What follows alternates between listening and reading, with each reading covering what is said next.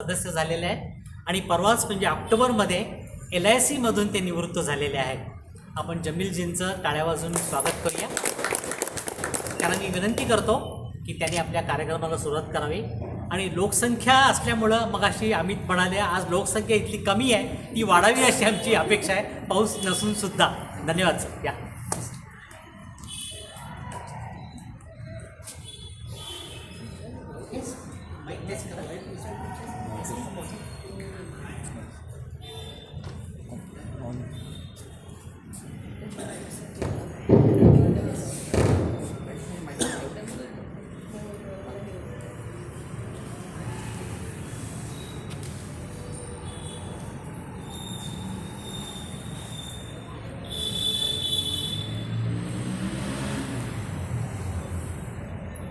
सर्वांना नमस्कार। सर्वप्रथम बुक लवर्स क्लब यांचा आभार मानतो की त्यांनी मला इथं बोलण्याची संधी दिली। सुरुवातीला मी हे सांगायला इच्छितो, माझी मातृभाषा मराठी नाही आहे। मराठीमध्ये माझी मातृभाषा नाही आहे आणि मराठी माध्यमातूनही मी शिकलेलं नाही। पण माझं शिक्षण पूर्ण निपाणीमध्ये झालेलं आहे, त्यामुळे मला मराठी भाषा बोलता येते, हिंदी शिकल्यामुळे लिहिता येतं, वाचताही येतं। तर मराठीमध्ये शुद्ध काही शब्दांचा उच्चार सरळ होणार नाही, कृपया ॲडजस्ट करून घ्यावे। तसं मध्ये मी हिंदी आणि इंग्लिशसुद्धा बोलतो। मी BEd करत होतो गव्हर्नमेंट डिग्री कॉलेजमध्ये। तिथं एक विषय होतं पॉप्युलेशन एज्युकेशन। जिथं सायन्सचं सोडवलं होतं, सायन्स आणि मॅथमॅटिक्स मी जाऊन दुसऱ्या शाळेमध्ये तिथं क्लासेस घ्यायचो। पण एक विषय होता पॉप्युलेशन एज्युकेशन। तिथं शिकवणारे कोणी लेक्चर नव्हते, दुसरे एक टीचर थोडंसं काहीतरी शिकून जात होते।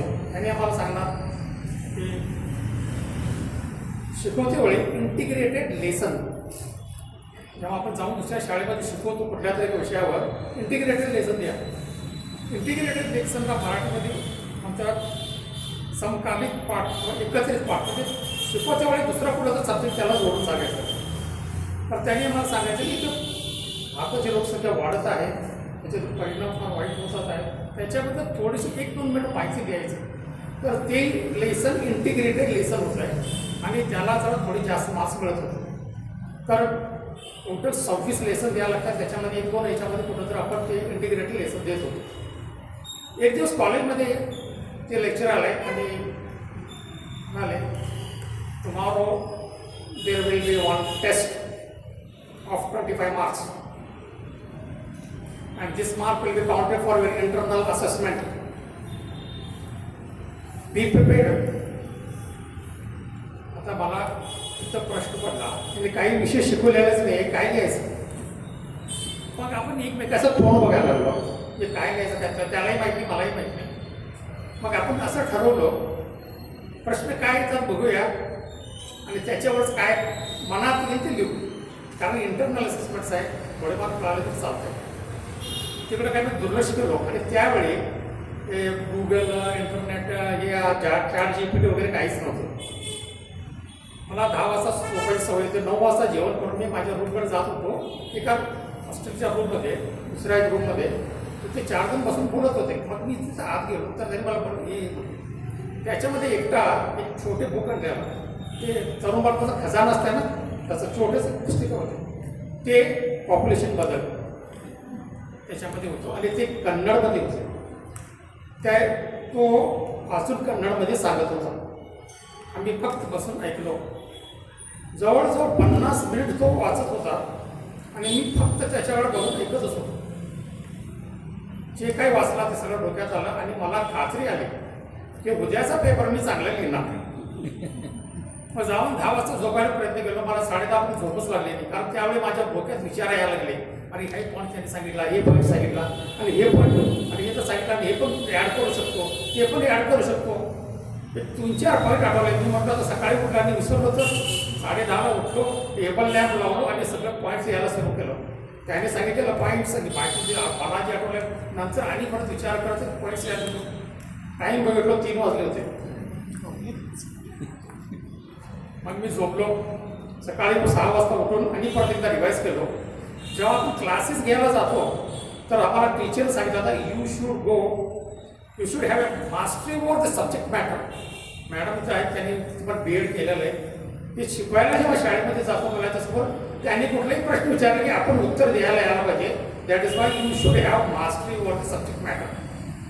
पण ज्यावेळी मी सकाळी जाऊन जर थोडासा अभ्यास वगैरे केलो मला mastery over that subject matter आला आणि मी मनात म्हटलं कुठलेही प्रश्न होते मी उत्तर देतो. पेपर सुरुवात झाले, टीचर आले, बोर्डवर लिहिले, एकच प्रश्न लिहिले, write in detail about population of India. 25 marks, 25 marks एकच प्रश्न. मी विचार केलो आणि मी एसेच लिहून टाकलो. आता एसे म्हणजे आपल्याला माहिती आहे सुरुवातीला इंट्रोडक्शन, प्रस्तावना, बॉडी, नंतर मग त्याचा ॲडव्हान्टेज, डिसॲडव्हान्टेज, नंतर शेवटीला कन्क्लुजन समजून. 2 दिवसानंतर रिझल्ट आला. 25 पैकी 24 मार्क्स मला मिळाले होते. नंबर 2 जे होतं त्याला 22 होते. ज्या मुलाने कन्नडमध्ये वाचून सांगितलं त्याला 18 मार्क मिळाले होते. आणि टीचर मला म्हटलं तुला 25 पैकी 25 देणार होतो पण 23-24 कोणीच घेतले नव्हते म्हणून तुला 24 केलं होतं. आणि फार चांगला लिहिलास, कुठले पॉईंट मलाच माहिती होतं तसं कुठून उडकून काढलास म्हणून. आता मी जे काही एस चित्र ना त्याच्याबद्दल थोडीशी माहिती देतो.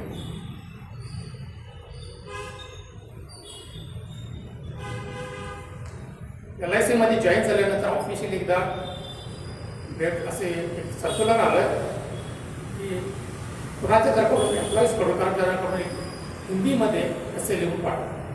मला मॅनेजरने सांगितलं मी कसे लिहिणार काय, तर लिहू शकतो. सब्जेक्ट काय नाही, कुठलाही सब्जेक्ट म्हटलं ओके लिहितो. मी त्या विषयावर सब्जेक्ट जे काय कॉलेजमध्ये लिहिलो तेच मी तिथं लिहिलो. शीर्षक काय दिलं तिथं हिंदीमध्ये, आबादी. हे काय अट्रॅक्टिव्ह नाही आहे. आबादी हा काय अट्रॅक्टिव्ह शब्द नाही आहे शिक्षक. त्याला अट्रॅक्टिव्ह करण्यासाठी काय केलं, ब्रॅकेट केलो मध्ये, आणि बाच्या मध्ये ब्रॅकेट केलो आणि ब्रॅकेटमध्ये बर लिहिलो. आता ब्रॅकेट सोडून वाचला तर आबादी आणि ब्रॅकेटमध्ये जे लिहिलेलं आहे ते धरलं तर बरबादी, आबादी बरबादी. आणि त्यालाही मला फर्स्ट प्राइज मिळालं.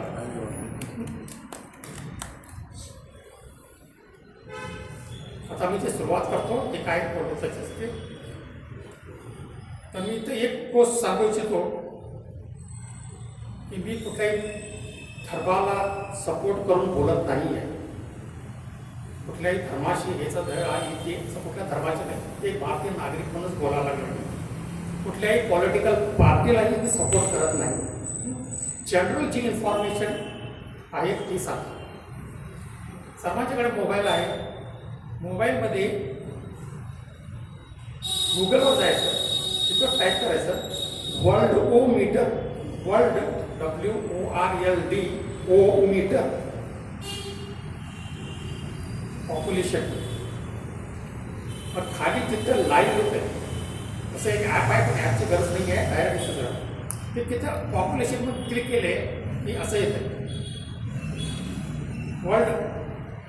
तिथं जे नंबर बदलत आहे बघा, म्हणजे ते वाढत आहे. सध्या जगाची लोकसंख्या 830,38,33,140. शेवटीला मी सांगितलं 140 आहे. आता ते आकडा झाला 152. आता तुम्ही परत तिकडे बघा 161. म्हणजे कंटिन्युअस प्रत्येक क्षणाला ते वाढतच आहे.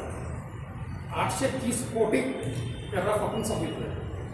तर 7 इन्फॉर्मेशन आहे. आज जन्मणारे बालक आज किती जण जन्म घेतले, 2,75,525, 534 झाला गेला. त्याच्यानंतर खाली आहे डेथ्स टुडे, आज किती जण मेले, 1,29,000.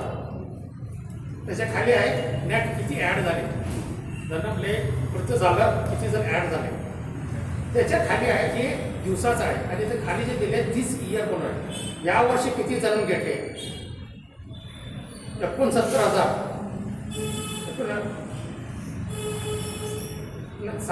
6,91,91 लाख. त्याच्यामध्ये मृत मला 3,26,00,000 आणि नेट ॲडिशन ते 7 इन्फॉर्मेशन इथे मिळते. ते आपण नंतर घरी जाऊन पाहू शकता. हेच वर्ल्डोमीटरमध्ये वर्ल्डोमीटर इंडिया पॉप्युलेशन केलेली इंडियाची पॉप्युलेशन आहे. सध्या चेक केलेलं आहे इंडियाची. सुरुवातीला जरा ड्रायव्हिंग म्हणून थोडासा टाईम घेतं. इंडियाचे पॉप्युलेशन सध्या आहे 147 कोटी 72 लाख. ते वाढतच आहे ना. मी जे बघितलं फिगर ते वाढतच आहे.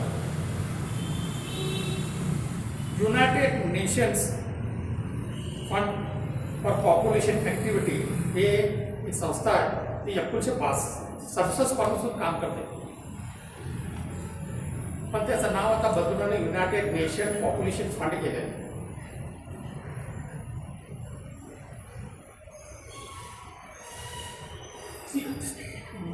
7 जुलै 1987 7 जुलै 1987 त्या दिवशी चायनाचं पॉप्युलेशन इंडिया त्यावेळेला खाली होतं.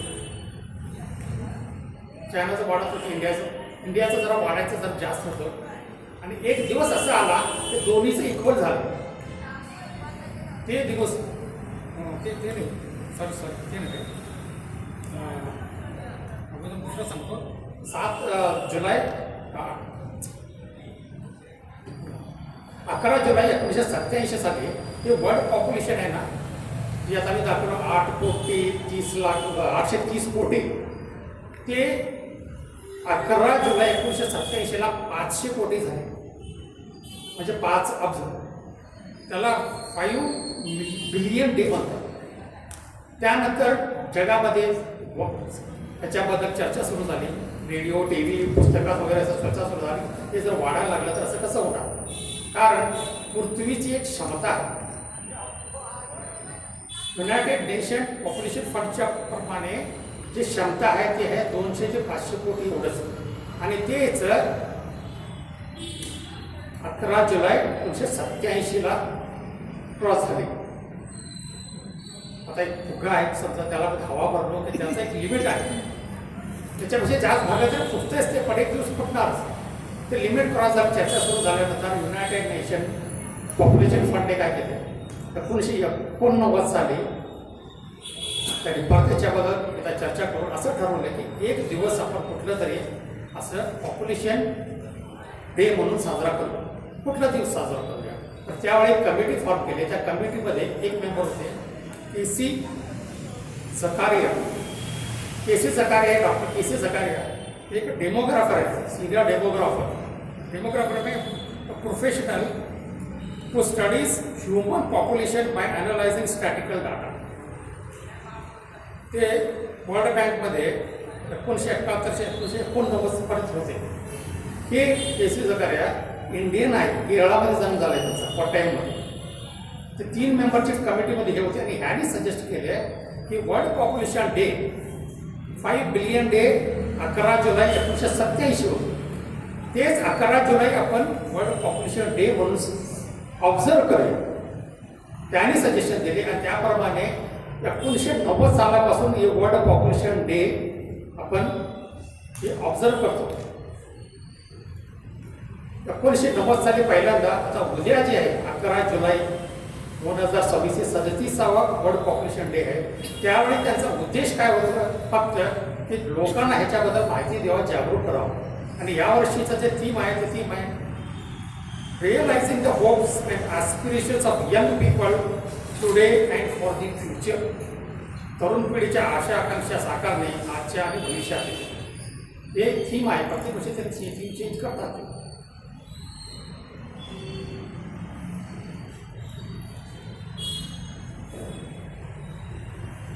आता ते पॉईंटचं सांगत होतो. चायनाचं पॉप्युलेशन वाढत होतं आणि इंडियाचं पॉप्युलेशनही असं वाढत होतं.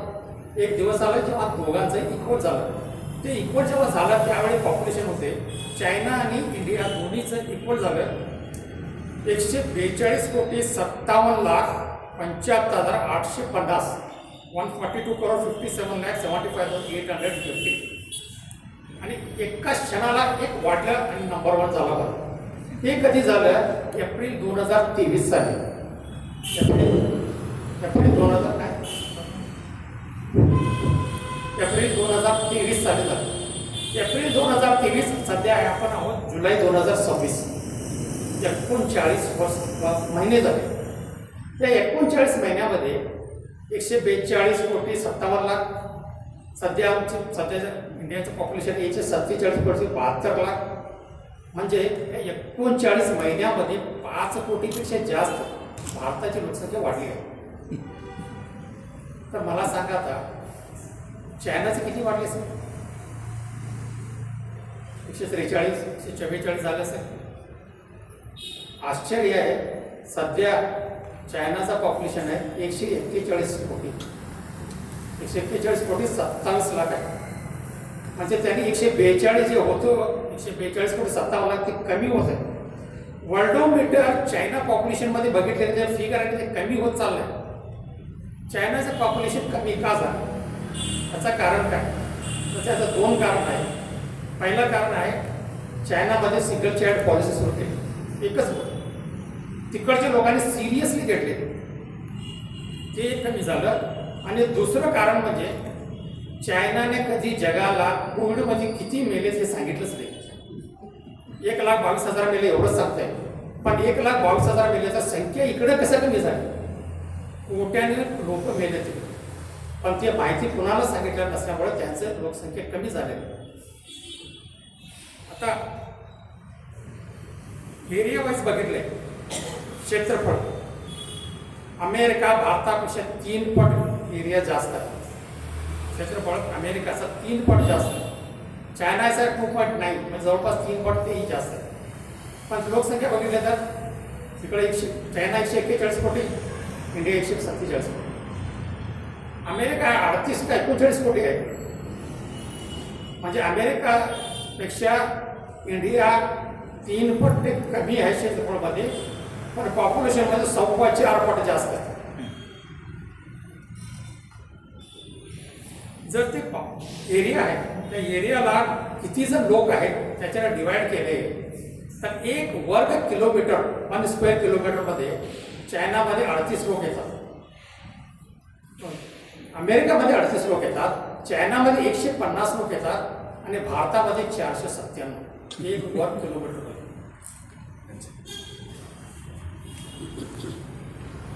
आता जी लोकसंख्या आहे देशाची आहे त्या देशाच्या सगळ्या लोकसंख्येचा सिरियल ऑर्डरमध्ये आपण ठेवलो. पहिला नंबर 1 इंडिया आहे, नंबर 2 चायना, नंबर 3 अमेरिका, असं सिरियल ऑर्डर ठेवलो आणि खालून 115 देशांचं टोटल केलं. 115 देशाचा खालून टोटल केलो तर जेवढी लोकसंख्या होती तेवढे भारतात आहे. आता युनायटेड नेशनचा असा अंदाज आहे की 2075 पर्यंत भारताची लोकसंख्या 170 कोटी होईल. ते वाढतच जाणार 170 कोटी होईल. पण नेमकं त्याच वेळे चायनाची लोकसंख्या जे सध्या 141 आहे 100 कोटीवर येईल. आणि हे 2100 म्हणजे या सेंचुरीच्या एंडपर्यंत भारताची लोकसंख्या 170% कमी होऊन 150 होईल आणि चायनाची लोकसंख्या 80 कोटी होईल. आणि हे याचं त्यांनी 3 कारण दिले. पहिलं कारण हे की लोकांच्या मध्ये जागरूकता निर्माण होईल की आपण वाढवून काय फायदा नाही, त्याचं नुकसान होणार आहे. तर ते एक कारण. दुसरं कारण कुठलं तरी रोग येईल कोविडसारखं आणि झपाट्याने लोकसंख्या कमी होईल. आणि तिसरं कारण त्यांनी दिले की काही देश असे आहेत की स्वतःचं इगोमुळे थर्ड वर्ल्ड वॉर होईल, तिसरं जागतिक महायुद्ध होईल आणि त्याच्यामध्ये जास्तीत जास्त लोक मारले जातील आणि हे कमी होईल. सध्याचे 830 कोटी आहे ते 2100 पर्यंत जवळजवळ 1030 ते 1100च्या दरम्यान राहील. त्यानंतर तेही वाढणार नाही, कॉन्स्टंट जर राहील तेव्हा ते कमी होईल असं त्यांचा अंदाज आहे.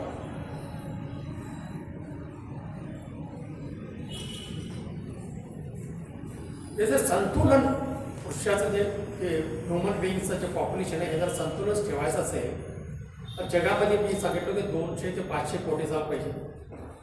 तसं भारतामध्ये हे 70 कोटी ते 120 कोटी असायला पाहिजे. पण आपण 120 कोटी कधीच पार केलेलं. तर संतुलन जर ठेवायचं असेल नॅचरल रिसोर्सेस जेवढे आहेत ते नॅचरल रिसोर्सेसचा उपयोग करून घ्या, नाहीतर मग ते कमी झाले तर फार त्रास होणार आहे. मला आठवत आहे की आपण आमच्या घरी 1971 साली रेडिओ आणले. आमच्या वडिलांनी 1971 साली रेडिओ आणले. त्या रेडिओमध्ये आपल्याला माहीत असेल त्यामुळे जे संदेश येत होते, बेटियां हो या बेटे हो, बच्चे दो ही अच्छे, छोटा परिवार सुखी परिवार. पण आम्ही सिरियस घेतलंच नाही ना कधी, त्यामुळे वाढतच गेले. पण जेव्हा चायनाने सांगितलं सिंगल चाइल्ड पॉलिसी, ते सिरियस घेतले, त्यांची लोकसंख्या कमी झाली. कारण आम्ही कुठलं सिरियस घेतच नाही ना. आता स्टॅटिक्समध्ये आणखीन एक शेवटचं सांगतो. जर हे संतुलन ठेवायचं असेल तर किती मुलांना जन्म दिले पाहिजे? तर ते म्हणते की एक कपलने 2.2 सध्या रेट आहे. म्हणजे सध्या एक कपल म्हणजे एक कपलला 2.2 होऊ शकत नाही. म्हणजे 10 असेल तर 22 प्रत्येकाला 2-2 धरले, त्याच्यात 2 मध्ये 3-3 धरले तर एवढं 2.2 येतं. सध्याचा रेट आहे. पण संतुलन ठेवायचं असेल, इक्विलिब्रियम ठेवायचं असेल तर 2.1 पाहिजे. ते सध्या भारतामध्ये थोडंसं सुधार झालेलं आहे, 1.9 आहे. चायनामध्ये 1.1 आहे आणि रशियामध्ये 0.9 आहे. आता हे स्टॅटिस्टिक्स पास झालं. आता मी जे SC मध्ये लिहिलं होतो त्याच्याबद्दल सांगतो की लोकसंख्या वाढायचं कारण काय. What are the causes of increase of population. त्या पुस्तकामध्ये जे दिलं होतं तेच मी लिहिलं, त्याच्यामध्ये माझे पण ॲड केलेलं आहे. मी SC मध्ये असं लिहिलो, causes of population increase in India can be divided into 2 parts. 2 भाग केलो, एक एक्सटर्नल आणि एक इंटरनल. तर एक्सटर्नलमध्ये जे लिहिलो, पहिला इलिगल मायग्रेशन. बेकायदेशीर दुसऱ्या देशाचे लोक आपल्या देशात येत आहेत. ते कुठून येतात? Continuous arrival of refugees, Bangladesh, Tibetans, Nepalese contribute to population increase. ते आमच्या देशाचे नाही आहेत, पण इलिगली बेकायदेशीर येतात. इकडे आल्यानंतर इकडे आमचे काही आहेत, पैसे घेतात, राशन कार्ड, वोटर कार्ड, आधार कार्ड आरामात मिळतो, ते नागरिक झाले, सगळे सुविधा त्यांना मिळायला लागली, वोटिंगची पॉवर सुद्धा मिळाली, गव्हर्नमेंट खूप फॉर्म करतात. हे ठरवतं. एक अंदाज असा आहे की जवळजवळ 2 ते 3 कोटी असे इलिगल इमिग्रंट्स आहेत. आता काही दिवसापूर्वी झालेलं आहे, कर्नाटकामध्ये 13,000 आहेत. 13,000 इलिगल्स आहेत. बेंगलोरमध्ये 10,000 आहेत. मैसूरमध्ये 821, बेळगावमध्ये 558, 458 आहे. हे आपण पेपरला वाचलं असेलच. हे इलिगल इमिग्रंट्स हे फर्स्ट आहे external reason, external cause of increase of population. दुसरं आहे लीगल इमिग्रंट्स. लीगली पण आलेले आहेत. आता पाकिस्तानमध्ये काही हिंदू आहे, अफगाणिस्तानमध्ये हिंदू आहे, त्यांना तिकडे नको झालं, पण ते येतात, लीगल येतात. त्यांनी येऊन ते काय त्याप्रमाणे यायचं, जे ॲप्लिकेशन द्यायचं, आम्हाला नागरिकता द्या, नागरिकता मिळते. तसं लीगल इमिग्रेशन सुद्धा आहे. इलिगल तर आहेच, लीगली सुद्धा आहे. त्यामुळे पॉप्युलेशन वाढलेलं आहे. तिसरं आहे, जसं इकडे इलिगल म्हणून येतात तसं आपण दुसऱ्या देशामध्ये जात नाही, कारण तिथं रूल्स स्ट्रिक्ट आहे. आता पाकिस्तानला वगैरे काम करायला जातात, पण तिथे गेल्यानंतर त्यांनी का तिथं नागरिक होत नाही, पण काम करतात, कमवतात, परत येतात. हे इथं येताना तसं टाईप होतात. तर दुसऱ्या देशामध्ये भारताचे हे जातात, इलिगल नाही, लीगली जातात. लीगल जाऊन दुसऱ्या देशाची नागरिकता घेतात, पण भारताची नागरिकता सोडत नाही. दोन्ही नागरिकता घेतात, इकडेही नागरिक, तिकडेही नागरिक. काउंटिंग करच्या टायमाला इकडेही काउंट होते, तिकडेही काउंट होते. इकडं कमी व्हायला पाहिजे, पण कमी होत नाही. चौथं, हे आपण सर्वांना माहीत सध्या होत नाही आहे, पण त्या पुस्तकामध्ये दिलेलं होतं.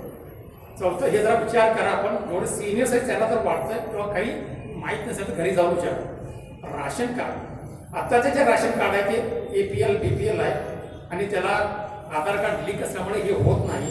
पण पूर्वी काय होतं, राशन कार्ड एकच होतं आणि त्याला राशन मिळत होतं. साखर, तांदूळ, रॉकेल, गहू वगैरे असं काय काय मिळत होतं. जे काय राशन देत होतं ते नंबर ऑफ मेंबर्सवर देत होते. जेवढे जास्त मेंबर तेवढं जास्तीत जास्त, मेंबर्स कमी, राशन कमी. ते आपल्याला लक्षात असेलच. काही लोक काय करत होतं, त्यांनी बुकमध्ये एक्झाम्पल एक दिलेलं की एकाला 5 मुले आहेत मी समजा, 5ही मुलांचं लग्न झालं, त्यांनी वेगळं संसार थाटले. मग 5ही जणांचं राशन कार्ड वेगळं झालं. पहिल्या मुलग्याच्या बरोबर आई बाप राहतात, तर राशन कार्डमध्ये आई बाप मुलगा आणि सून.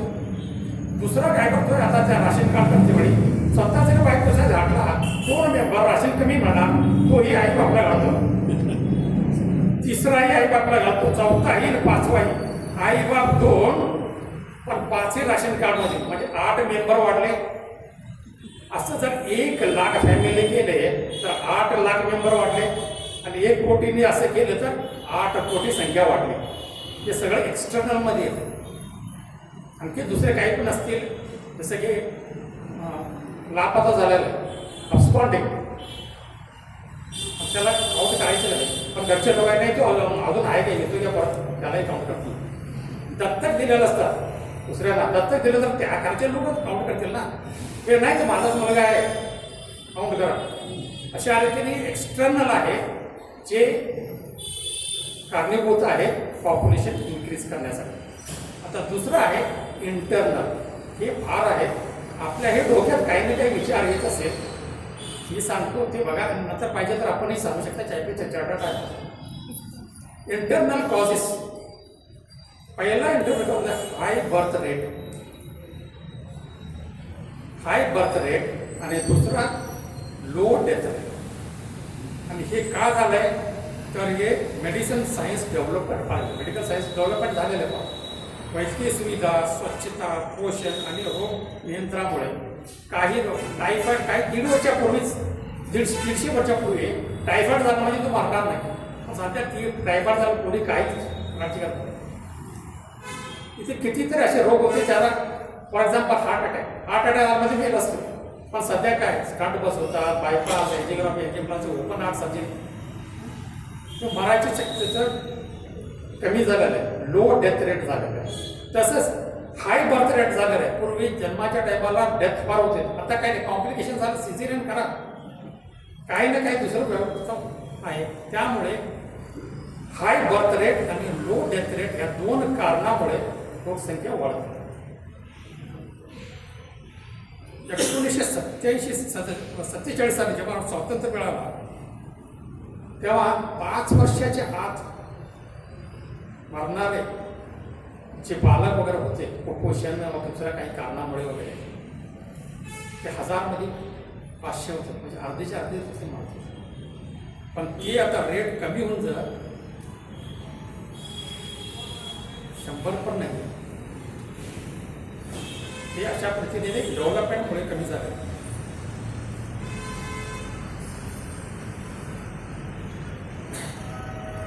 आता ह्या लो डेथमुळे, हाय बर्थमुळे सध्या आपला जे लाईफ स्पॅन आहे, लाईफ स्पॅनचं आयुष्यमान जे आहे 1947 साली 32 होतं, 32 वर्ष, पण ते सध्या 72 झालं. म्हणजे डेथ कमी झालं, एकदम असं वाटायला डबलपेक्षा जास्त बसलं. तिसरं इंटरनल कॉस्ट, शिक्षणाचा अभाव आणि कुटुंब नियोजनाबद्दल कमी जागरूकता. लोकांना माहीतच नव्हतं कुटुंब नियोजन म्हणजे काय, हे काय ऑपरेशन करतात, हे होतं ते होतं काय, आणि जे निरक्षर लोक आहेत त्यांना ते काय त्याच्याबद्दल माहिती पण नाही, आणि शिक्षणाचा अभाव असल्यामुळे त्यांनी विचारसुद्धा त्याच्याबद्दल करत नाही. पुढं पुढचं कारण अंधश्रद्धा आणि मुलं ही देवाघरची देणगी, देवाची देणगी आहे. मुलं देवाघरची फुलं येऊ दे, जेवढं येतात तेवढं येऊ दे. मदर टेरेसा सुद्धा सगळं सपोर्ट करत होती, ती अपोज करत होती या फॅमिली प्लॅनिंग. मुलं म्हणजे देवाघरचे फुलं जेवढे येतात तेवढे येऊ दे, नाही म्हणायचं नाही. आणि सर्वात मेन जे आपल्या विचारात आहे, मुलगा हवा म्हणून मुलगी झाल्यावर पुन्हा पुन्हा अपत्यप्राप्ती करण्याची प्रवृत्ती, परत परत मुलगा. आता गेल्या महिन्यातच एक आलेलं बेंगलोरमध्ये कुठंतरी 10 मुली झाल्यानंतर 11वा मुलगा झाला, त्यानंतर त्याने फुल स्टॉप, आणि नंतर कॅन्सरने तो गेला. मरते वेळी मुलग्याचं वचन घेतला की बहिणीची काळजी घे, त्यांचं लग्न लावून दे. आता मुलगा तो मोठा झालाय, नोकरी करायला लागलाय, 3 बहिणीचं लग्न लावून दिला, 35 लाख लोन झालंय. आणि 7 बहिणीचं करायचं आहे आणि त्याच्यासाठी त्याला 1.5 ते 2 कोटी रुपये पाहिजे. ती आपण वाचलेलं असेल बातमी.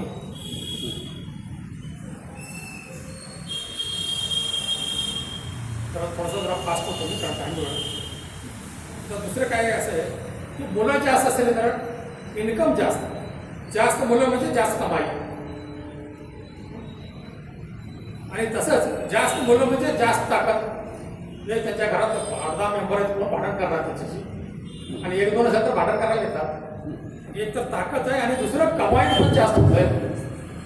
हे असलं विचार शिक्षणाचं कमी शिक्षण असल्यामुळे येतं. पुढचं कारण असं आहे सामाजिक दबाव, अहंकार, ईर्ष्या, विशेष मोठ्या वयाच्या कुटुंबाकडून होणारा आग्रह. आपल्या घरात जे मोठे जे असतात ना, त्यांचं शिक्षणच जास्त झालं नाही, त्यांच्याकडून की मागचा बाजू शेजारचं 4 मुलं झाले, तू एकटून बसवायचं कडं जास्त टोमणे मारायचं. तुला काय त्रास होत आहे, आम्ही केलो नाही काय, आमच्या 8-8 दादा होते की आम्हाला त्रास झाला नाही, तुझं काय सौंदर्य साच आहे. अशा पद्धतीने टोमणे मारून वगैरे त्यांच्याकडून ती जास्त मुलांचं अपेक्षा करत नाही आणि त्यांच्यावर दबाव आणतात. त्या दबावामुळे त्यांना फक्त नाही करावं लागतं. आणखी आशीर्वाद देत होते, पंचपुत्र भव, अष्टपुत्र भव. मला तर माहिती नाही शतपुत्र कोणी आशीर्वाद दिले की नाही माहिती नाही. हे आशीर्वाद देतात. विचार तरी करा, आपला देश त्याच्यासाठी तयार आहे का? राजकीय प्रलोभन असतो तेव्हा घोषणा दिल्या असतात, ज्यामुळे अधिक प्रलोभ होण्यास प्रोत्साहन मिळते. आता मागच्या वेळेस आंध्र प्रदेशच्या चीफ मिनिस्टरने सांगितलं आहे 3ऱ्या मुलाला जन्म द्या 30,000 रुपये, 4थ्या मुलाला जन्म द्या 40,000 रुपये. आणि त्यांनी एक सिंगल वन टाईम आहे ते घेतले, खर्च झाले, पुढं काय one time payment of 30,000 and 40,000 for 3rd and 4th child. राजकीय मुद्दा आहे. तिसऱ्याच एकदाच देणारी जाणारी रक्कम आहे. रक्कम संपली तर पण त्या मुलांना सांभाळायला पाहिजे की जीवनभर, ते विचार करत नाही. सध्या पैसे मिळतात ना, घ्यायचं, जाणून दे. आणि हे विशेष कर गरीब लोकांच्या मध्ये जास्त होतं, गरीब जे असतात त्यांच्याकडे. आणि हेच एक कारण आहे जनसंख्या वाढायचं. पूर्वी इनफर्टिलिटी प्रॉब्लेम म्हणजे काही जणांना मूल वगैरे होत नव्हते, पण सध्या काय मूल वगैरे होत नसेल तर IVF, टेस्ट बेबी, नंतर ते सरोगेसी अशा आधाराने ते त्यांनाही मूल होत आहे. पूर्वी होत होतं, त्यांना होतच नव्हतं, पण सध्या ती परिस्थिती नाही आहे. हे एक कारण. आणखी लवकर विवाह करणे, त्यामुळे प्रजनन कालावधी वाढते. अर्ली मॅरेज, चाइल्ड मॅरेज म्हणते अर्ली मॅरेज. समजा कुठेतरी आता आहे 20 वर्षाचा अगोदर लग्न कर, 20 वर्षाचा झालं, 40 वर्षाला तो आजा झाला पहिला, 60 वर्षाला 50 झाला, 100 वर्षापर्यंत होईपर्यंत 6 पिढी होतात. तेच 20च्या जागी 25ला लग्न केलं तर 5 पिढी एवढंच येतं. पण हे लवकर लग्न केल्यामुळे पिढ्या पण जास्त होतात आणि ते नंबर वाढत जातात. काही जणांना ह्याच्याबद्दल काही करू शकत नाही, ते जुळी किंवा तिळी अपत्य होणे, ज्यामुळे कुटुंबाचा आकार नेहमी नैसर्गिक वाढत जाते, त्याला आपण काही करू शकत नाही. त्या पुस्तकामध्ये एक दिलेलं होतं की जॉईंट फॅमिली असेल तर लोकसंख्या वाढते. मला ते पटलं नाही. हे कसं काय शक्य, जॉईंट फॅमिली असेल तर कसं वाढतं? तर त्याने त्याचे एक्झाम्पल दिलेलं होतं की समजा ते जॉईंट फॅमिलीमध्ये कोणीतरी एकटा बाहेर गेला नोकरीसाठी, सोबत त्याची बायको आहे, ते दोघेच राहतात. एक मूल झाला तर त्याला सांभाळायचं कठीण होत आहे. ते नोकरी करणारे नसेल तर दुसऱ्या मुलाला पण जन्म देते, पाच त्याच्या पुढे मला सांभाळायला होत नाही. आणि जर दोन्ही नोकरी करण्यासाठी एकच एवढं त्रास होतं की ते दुसऱ्याचा विचारच करत नाही. पण ते जॉईंट फॅमिली असेल तर सांभाळणारे कोणी आहेच की, तुम्ही जन्म दे, आम्ही सांभाळणारे आहोत. आणि जे प्रमुख असतो, एकत्र फॅमिलीमध्ये जे प्रमुख असतो तो त्याला दुसऱ्यांना सांगायचं असतं. जॉईंट फॅमिली 60 जण आहोत, आपण 70 जण आहोत, टी व्हीच्या काही कार्यक्रमामध्ये लहान मुलांचं जे सिंगिंगचं कॉम्पिटिशन होतं ते फायनलला जेवढे आले त्यांच्या फॅमिली मेंबर्सना बोलवले होते. एक कार्यक्रम मी बघितलं.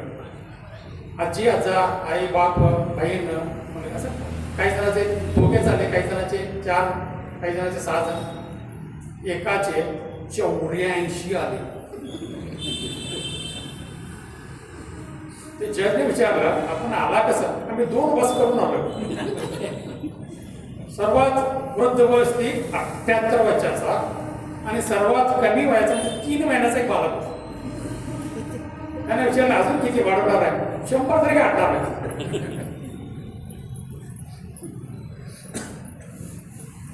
हे असल्या कारणामुळे हे लोकसंख्या वाढत जाते. आणि काही धर्म असे आहेत की त्याच्या धर्मामध्ये ते म्हणतात की ते जास्त मुलं जन्माला द्यायला पाहिजे हे असं बोलतात. पण सध्या ते कमी झालेलं आहे. त्यांनाही समजलेलं आहे ते हे बरोबर नाही आहे आणि कमी करतात. आणखी ते असं की काही जण 2-2, 3-3 विवाह करतात आणि प्रत्येकाच्या 2-2, 3-3 होतात. त्याचं पण हे होत असतं. हे सगळ्याचा विचार करत बसले ना तर फार होत सांगायचं होतं. ते थोडं काही मी जास्त सांगत नाही आता. एवढंच पास होता एकदा 3 वाजेपर्यंत जागून मी केलं. तुम्ही पण जरा जागा आहे की तुम्ही जर विचार करा. आपण विचार करा आणखी काही कारण मिळतात का बघा. मी एकटाच कशाला जागायचं. आता याचे काय फायदे आहेत का?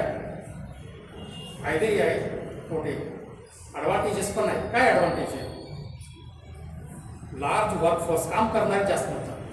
जगामध्ये सध्या यंग फोर्स म्हणजे 40 वयापर्यंत 20 ते 40 ह्या एज ग्रुपमध्ये सर्वात जास्त भारतामध्येच आहे. काम करणारे जास्त होतात. Large workforce, more strength of nation. Youth जास्तच ताकद जास्त असते. त्याचा काय औद्योगिक कृषी आणि सेवा क्षेत्राचा विस्तार होतो. नेक्स्ट, ग्राहक बाजारपेठ. अधिक लोक देशांतर्गत मागणी वाढते, उत्पादन वाढते, GDP वाढते. Workers availability, cheap labour. कुठलंही काम करायचं कमी किमतीमध्ये मिळतात. आता कुठल्या तर देशामध्ये फॅक्टरी लावायचं असेल तिथं वर्कर्सच मिळत नाही. मग वर्कर्स कुठे मिळतात? भारतामध्ये मिळतात. मग तो फॅक्टरी आपल्या भारतामध्ये लावतात. तिथे कमी रेटमध्ये मजदूर मिळतात. सो वर्कर्स अवेलेबल आहे, चीप लेबर. उत्पादन खर्च मग घटतो, कारण पैसे उत्पादन खर्च घटतो आणि वस्तू स्वस्त पण होतात. परकीय गुंतवणूक होते. आता ते सांगितलं दुसऱ्या देशाची तिकडे इकडे कंपनीज होते. परकीय गुंतवणूक होत आहे, मोठा बाजारपेठ होत आहे. टेक्निकल ॲडव्हान्समेंट सुद्धा होते. अधिक लोक असेल तर त्यांच्या अधिक कल्पना वाढतात. टेक्निकली काही ना काही इम्प्रूव्हमेंट होतं. तंत्रज्ञान, AI विकास वगैरे होतं. Export of man power. आता इकडं नोकरी मिळाली तर दुसऱ्या देशामध्ये जाऊन काम करायला सुरुवात करतात. हे जास्त असेल तर तिकडं पण जाऊ शकतात. Export of. भारतासारखे देश परदेशात कुशल तज्ञ कामगार पुरवू शकतात. युरोप आहे, अमेरिका, रशिया आणि सध्याच्या अरेबियन कंट्रीजचा मॅक्झिमम इंडियाचेच आहे. जास्त लोक असेल, जास्त कमवले तर कर सुद्धा जास्त मिळत आहे. टॅक्स, त्याचा फायदा पण सरकारला होतो.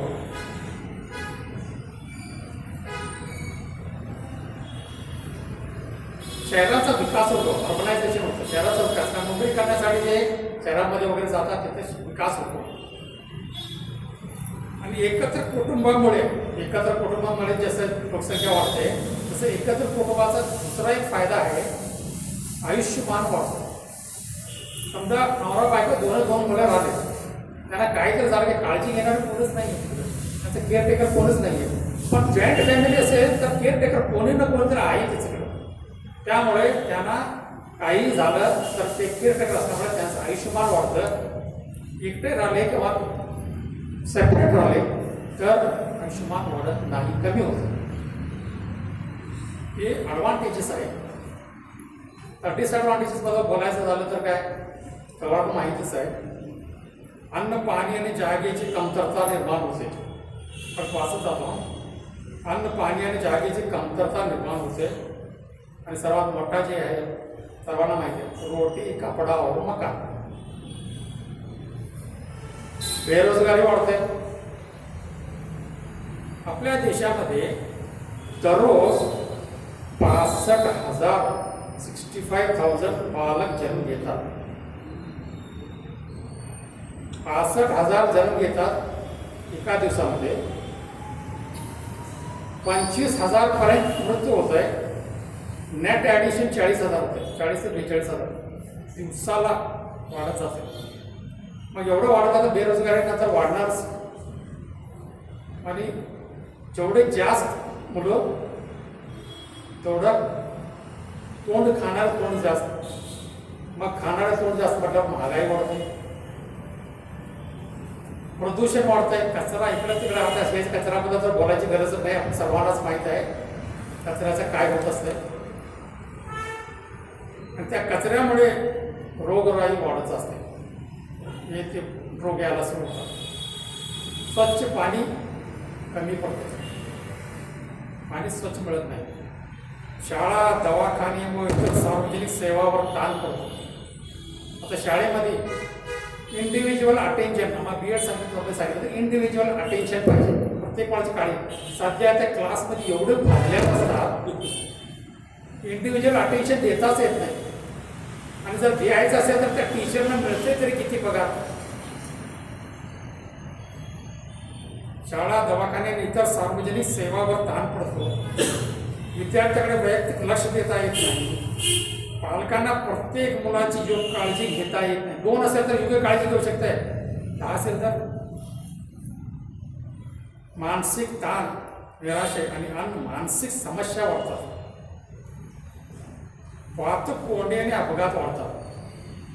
वाहतूक कोंडी तर रस्त्यावर किती वाढतात ते आपल्याला माहीतच आहे. आणि साध्या इश्यूवर पार्किंग करते वेळी तिथं भांडण सुरू होतं.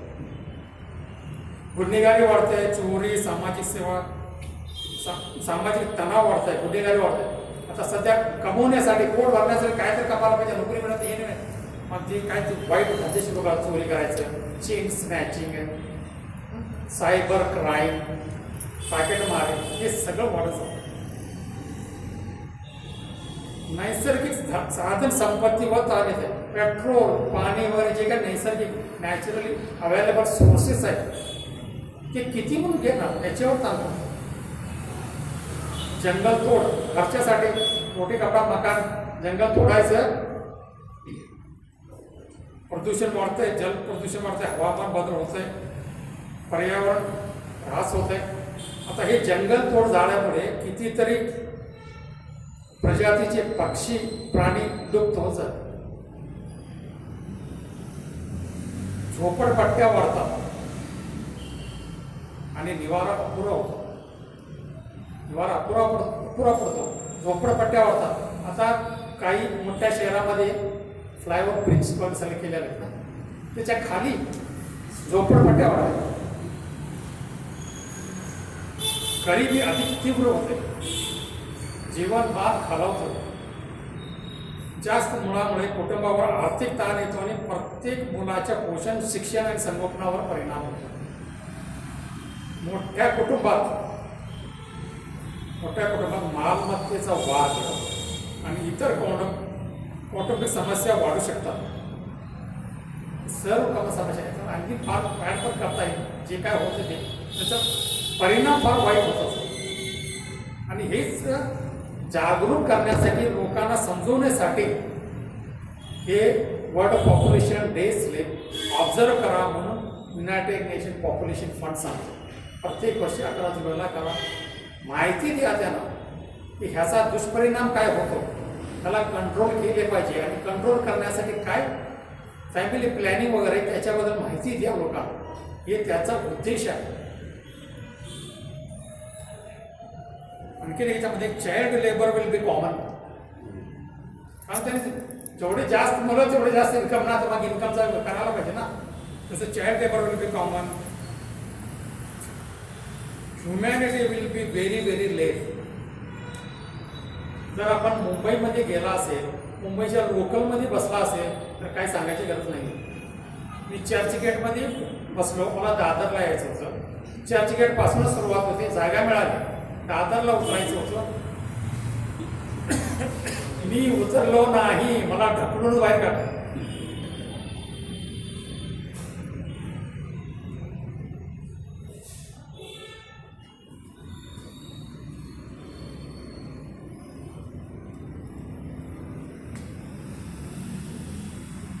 त्याच्यामध्ये आणखी एक आहे की कुठल्याही थराला जाऊन कसं तरी कमवायचं.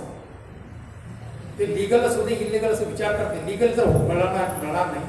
आता आपल्या इथेच घटल्याने घटना 2 कोटीच्या इन्शुरन्ससाठी बायकोने असला ना 2 कोटीचा इन्शुरन्स मिळतो बायकोने मरवऱ्याला मारून टाकले. असं झटके जेवढं होतात. चेन स्नॅचिंगचं तर कॉमनच आहे.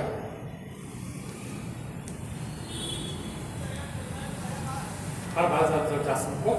आता रेमेडीज बरोबर मी सगळं त्याच्यामध्ये लिहिलेलं होतं. पण त्या टीचरने मला सांगितलं की सगळे पॉईंट्स लिहिलेलं आहे. सांगितलं रेमेडीज पण लिहिलो मी. NGOज आहेत नॉन गव्हर्नमेंट ऑर्गनायझेशन जे आहेत त्यांनी काय करावे जागतिक लोकसंख्या दिनी लोकांमध्ये जनजागृती कार्यक्रम करायला पाहिजे. या रेमेडीज सांगायला उपाय सांगायला बेकायदेशीर स्थलांतरित बाबत कडक नियम पाळावे. कुणालाही आमच्या क्षेत्रात प्रवेश होऊ नये. नेक्स्ट सर्व बेकायदेशीर स्थलांतरितांना परत पाठवावे. आपली वंश परंपरा फक्त मुलगाच पुढे निघू शकतो हा विचार सोडून द्या. मुलगी मुलापेक्षा अधिक चांगले करू शकते ही आपल्याला विचार आहे. आता आम्हाला BEd करता सांगितलं की 10वीच्या मुलांना शिकवतो इंटिग्रेट लेसन्स बद्दल सांगा. जागतिकचा प्रॉब्लेम बद्दल सांगा. 1 किंवा 2 मिनिट काही उपयोग नाही आहे. त्याच्यापेक्षा 10वी आणि 12वी मध्ये एक अनिवार्य धडा किंवा एक निबंध पॉप्युलेशन एज्युकेशन बद्दल कंपल्सरी त्याच्यामध्ये घाला. 10वी आणि 12वी का तर ते विषय जे शिकवतात मराठी इंग्लिश कन्नडा वगैरे जे विषय शिकवतात त्यांना कंपल्सरी 100% शिकवा म्हणून कंडिशन नाही आहे. 90% 90% झालं तर बास म्हणतात. मग ते सोडू शकते. पण ते 10वी आणि 12वीला कंपल्सरी शिकवायलाच पाहिजे. म्हणून एक धडा किंवा एक विषय हे सर्व माहिती घालून 10वी आणि 12वीमध्ये एक धडा यायलाच पाहिजे असे माझं मत आहे. आणखी एक मी माझा मत मी सांगतो ना. काही जण याला मानतील काही जण नाही मानतील. ज्यांना 1 किंवा 2 मुले आहेत त्यांनी स्वतःला आदर्श भारतीय म्हणण्याची परवानगी द्यावी. मी भारतीय आहे पण सर्वजण ते सांगतात. अभिमानाने सांगा की मी आदर्श भारतीय आहे कारण माझे 2 मुलं आहेत. ज्याचं 3 असेल समजा बायच्या सेकंड ट्विन झाला असेल तर ते पण म्हणू शकतात. डिलिव्हरी तर 2च झाले ना. त्यांच्या 2 डिलिव्हर तर त्यांना आदर्श भारतीय स्वतः. मग त्यावेळी काय होतं समोरच्या माणसं जर 4 मुलं असतील तर विचार करतात अरे मी असं सांगू शकत नाही की. पण निदान माझ्या मुलांना तरी सांगू शकतो की आदर्श भारतीय हो. शाळा कॉलेजमध्ये निबंध स्पर्धा आयोजित केली जायला पाहिजे. राजकीय पक्षांचे त्यांच्या घोषणापत्रात लोकसंख्या नियंत्रण कार्यक्रम समाविष्ट करावा. सगळ्याचा मॅनिफेस्टो येत आहे. आम्ही फुकट देऊ तुम्हाला बिजली फुकट देऊ तुम्हाला हे देऊ तुम्हाला ते देऊ. एक तर सांगा कोणीतरी लोकसंख्या नियंत्रणसाठी मी प्रयत्न करून हे मॅनिफेस्टोमध्ये घाला. कोणीच घाला. आता एकाने अनाऊन्स केलेलं आहे ते आंध्र प्रदेश 30,000 तिसऱ्या मुलात 40,000 चौथ्या मुलाला देऊ. तृतीय मुलापासून फोक स्वरूपात कोणतंही बक्षीस देऊ नये हे पण कंडिशन यायला पाहिजे. जर 2 मुली असतील किंवा 1 मुलगी असेल आणि पुढे मूल होत नसेल 2 मुली आहेत किंवा 1 मुलगी आहे आणि पुढं मूल त्यांना नाही झालं तर त्या दोन्ही मुलीला किंवा 1 मुलीला पदवीपर्यंत शिक्षण फ्री का. 1 टाइम 30,000 40,000 देऊन काही होणार नाही आहे. त्याचं पदवीपर्यंत शिक्षण फ्री का. पण तेच तिसरं आणखी झालं ना तर बंद. तिथे कुठं कुठं कंट्रोल पाहिजे.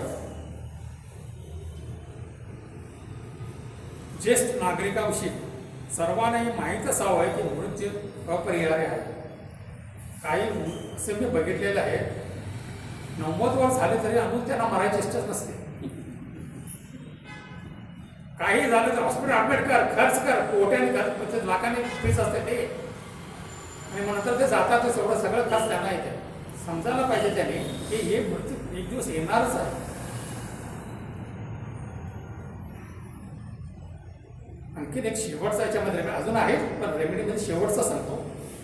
वयोवृद्ध कौटुंबिक सदस्यांनी सदैव आशीर्वाद देताना काळजी घ्यावी.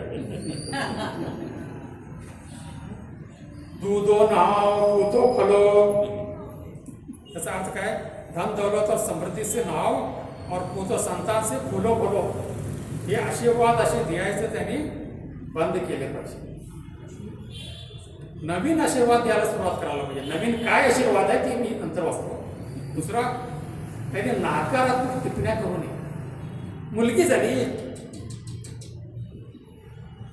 2 मुली झाल्या, बाप काय करावं बघा. अशा टिप्पण्या केले तर ते काय होतं, त्यांना ते फार वाईट होतं.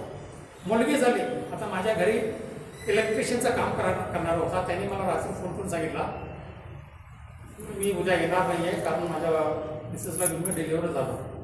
मग मी त्याला बघा चांगल्या डॉक्टरकडे घेऊन जा, चांगल्या हॉस्पिटलमध्ये घेऊन जा आणि काळजी घे. उद्या आला नाहीस तर चालेल, 2 दिवस नाही आला तरी चालेल. सकाळी त्याचा 7:30ला फोन आला, मुलगी झाली. मग माझं तोंडातून जे शब्द निघाले हे होते, अरे वा, सकाळी सकाळी एवढी चांगली बातमी सांगितलं, घरात लक्ष्मी आले. एक काम करतो, जे काही खर्च आहे इलेक्ट्रिशियनचं काम करण्याचे पैसे मी तुला ॲडव्हान्समध्ये आत्ताच पाठवून देतो. त्याला मी पाठवून देतो तेवढे पैसे, UPI करून पेमेंट करून टाकतो. नंतर कधी पाहिजे तेव्हा तू काम करू दे. आज घरात लक्ष्मी आली, हे बघ लक्ष्मी आली, बघ मोबाईलमध्ये आली की नाही. असं केले तर त्यांना काय होतं, जरा काय तर समाधान वाटतं. त्यासाठी मुलगी झाली, माझ्या घरात काम करण्यासाठी एक गार्डनर आला. तो गार्डनिंगचं काम केला आणि नंतर मला म्हटलं, साहेब्र ಏನಂದ್ರೆ ಬೇರೆ ಕೆಲಸ ಇದ್ಕೊಡ್ರಿ. ನೀವು ನೋಡೋ काय बाबा गार्डनिंगचं काम उद्राಗ जाऊ भरपूर काम उदस्किತ್ತು. ಇಲ್ರಿ ಸಾಹೇಬ್ರ, ನನಗೆ 5 ಹೆಣ್ಣು ಮಕ್ಕಳು ಇದಾವೆ. 5 ಒಂದು काय सांगितलं नाही का, ಈಗ ರೀ ಒಂದಾದ್ಮೇಲೆ ಮತ್ತೊಂದು ಹುಡುಗ ಆಗ್ತಿದ್ದು ಮಾಡಂದ್ರು. ಈಗ ಮಾಡ್ಕೋತ ಹೋದೆ, 5 ಆದ್ರು. आता बंद केलेच केले बाबा. आता बंद केलेलं आहे म्हटलं. बायको आणि 2 मुली दुसऱ्याच्या घरी कामाला जातात, हा गाडीच काम करतो आणि 3 मुली शाळेत आहे. त्या सगळ्यांचं लग्न करायचं त्याला काढी घेऊन बसलं.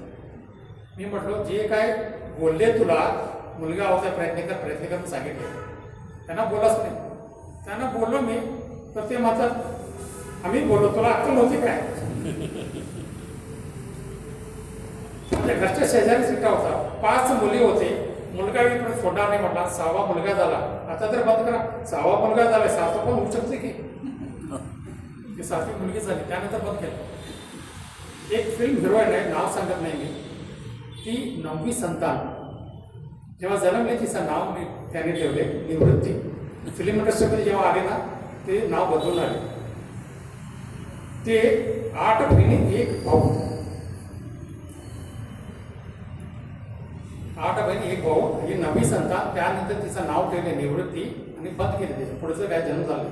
तर एकाने कमेंट केलं, 9वी संतान जन्मल्यानंतर तिच्या आई बाबाने निवृत्ती स्वीकारली.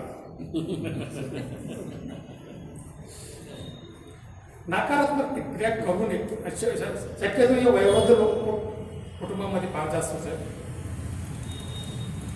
आणि प्रत्येक जण एकच विचार करायला पाहिजे, दुसरे काय करतात, त्यांना 4 मुलं झाले, आमच्या 4 व्हायला पाहिजे असे सोने. आपण नियमाचं उल्लंघन करतो का, इकडे लक्ष द्यायचं. माझ्याकडे 2 गव्हर्नमेंट सांगते 2च, ते मुलगा असू दे मुलगी असू दे काही असू दे, 2च. 1 किंवा 2. उल्लंघन कुठल्याही करू नये. नाहीतर तिकडं त्याचा बघून इकडं दबाव आणायचा वगैरे करू नये.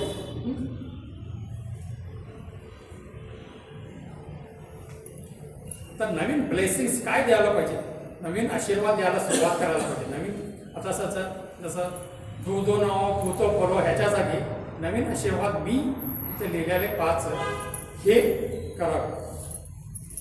आशीर्वाद देते वेळी दूधो नाव पौधे उगाव, दूधो नाव पौधे उगाव. दुसरा, स्वस्थ रहो सीमित रहो, स्वस्थ रहो सीमित रहो. तिसरा, कमाओ खाओ सुखी परिवार बसाओ, कमाओ खाओ सुखी परिवार बसाओ. चौथा, 1 या 2 ही संतान विद्या गुण बलवान. 5वां, संसाधन बचाओ भविष्य संवारो अशा पद्धतीने त्यांना आशीर्वाद द्या. नेगेटिव्ह बोलायला जमू नका. आणि मेन म्हणजे हे इलिटरेट ज्यांचं शिक्षण कमी आहे त्यांच्याकडून ते जास्त होतात आहे. सोमना दिव्याचा वगैरे जे काय आहे त्यांना सांगून करायला लागतात आणि ही संख्या वाढत जाते. आपल्या घरात होणार नाही, आपल्या कोणी फॅमिली मेंबर करणार नाही हे लक्ष द्यायला पाहिजे. नाहीतर काय होतं की सगळेजण दूध घालायला लागले, मी पाणी घालणार काय बिघडणार आहे. सगळ्यांना माहिती आहे दूध आणि पाणीचं सगळेजण दूध घालायला आहेत ना. मी एकटा पाठ करतो काय बरं 4-5 ऑफिसमध्ये पिऊन आहे, त्याला एकदम विचारलं बाबा काय तुझ्या मुलांचं वगैरे ना ನನಗೆ 5 ಮಕ್ಕಳು ಇದಾವೆ पाच मुलं 3 गंड 2 ಹೆಣ್ಣು. मी म्हटलं तुझं पोस्ट काय, तुझा पगार किती आणि तू 5 जर तुला हे नाही तू ನಮ್ಮ ಅಪ್ಪ 11 ತೆಗೆದಾನ. माझ्या बाबाने 11 काढल्या आणि अजून मला ओरडतो तो अजून कर की म्हणतोय. हे जे खालच्या लेवलचे जो लोक आहेत गरीब लोक आहेत त्यांच्याकडून हे जास्त पैसे असतात. आता जर कुणाला 3ऱ्या मुलांना जन्म द्यायचा असेल तर तो जन्म देऊ शकतो, पण तो आर्थिकदृष्ट्या तसा सक्षम असला पाहिजे. जर तो आर्थिकदृष्ट्या सक्षम नसेल तर त्याचा उपयोग नाही आहे. आता अंबानीला काय 1000 मुलं पण असेल तर तो सांभाळू शकतो. निदान कमीत कमी तो बॉम्बे इंडियन्स टीम तरी तयार करू शकतो. त्या कारण त्याची क्षमता आहे. ते क्षमता नाहीत ना त्यांनी मात्र 30,000 पण मिळतात की 3ऱ्या मुलग्याला, 40,000 मध्ये 4थ्या मुलग्याला. आणि ती घेतल्यानंतर सुद्धा त्याचा काय परिणाम वाईट होतो. 3रा मुलं जन्मला 30,000 रुपये घरी आले तर ते पहिल्या आणि 2ऱ्या मुलाला आई बाप त्यांचं शिक्षण कमी आहे त्याने टोपणं मारतात त्याला. तुम्ही जन्मल्यानंतर काहीच मिळालं नाही, हे बाकी जन्मल्यानंतर 30,000 मिळाले. त्या मुलांना इन्फिरियरिटी कॉम्प्लेक्स आहे. अरे ते 2 जन्मले म्हणून ह्याचा नंबर 3रा आला हे विचार करत होतो. आता मी तर माझा संपवतो. शेवटचा भाग कन्क्लुजन. मी हिंदीमध्ये कविताही लिहितो. एक कविता लिहिल्याने ते कविता बोलून संपवतो. टायमामध्ये संपवायला लागलो. हिंदी कविता आहे. शीर्षक आहे बढ़ती भीड़ सिमटते सपने. बढ़ती भीड़ सिमटते सपने. हिंदीमध्ये आहे. भीड़ बढ़ती जा रही है सपनों की गलियों में, हर सांस घुटती जा रही है जनसागर की लहरों में. धरती माँ की गोद भी अब बोझ तले सिसकती है, नदियां अपने आंसू पीकर खामोशी में बहती है. भारत की इस धरती पर जीवन की है दौड़ बड़ी, हो रही जगह है छोटी हर दिन और हर घड़ी. जहां कभी था सन्नाटा अब शोर ही शोर है, जहां कभी था सन्नाटा अब शोर ही शोर है. हर कोना पूछ रहा है क्या विकास का यही दौर है. स्कूलों में है भीड़ बड़ी, अस्पताल है लाचार, राहों में खड़े सपने इंतजार में बीमार. रोटी की थाली छोटी भूखे चेहरे हजार, धरती की सीमित गोद में बिखर रहा हर संसार. पर दोष किसे दे हम, यह सोच का ही अंधकार है. समझदारी की कमी में आज का भविष्य लाचार है. जरूरी है कि अब आगे हम जिम्मेदारी का रास्ता चुने, धरती माँ की मौन पुकार को अपने हृदय से सब सुने. एक दीपक जागरूकता का हर घर में उजियारा लाए, एक संकल्प समझदारी का भारत का भविष्य बनाए. प्रगति और प्रकृति के संग संतुलन भी साथ रहे, जनसंख्या पर संयम रख, समृद्ध सुख समृद्धि हर हाथ. तभी यह प्यारा देश हमारा खुशियों से फिर आबाद होगा. प्रगति और प्रकृति के संग हर सपना साकार होगा. वरना एक दिन इतिहास पूछेगा हमसे यह सवाल, वरना एक दिन इतिहास पूछेगा हमसे यह सवाल, क्या भीड़ बढ़ाना ही था लक्ष्य या संवारना था भारत का भविष्य और हाल.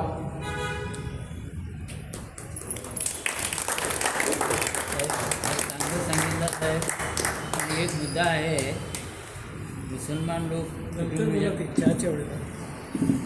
चहा पे चर्चा करतात. काही लोक ते करतात ना, ते पाळत नाही. जरा हे एकत्र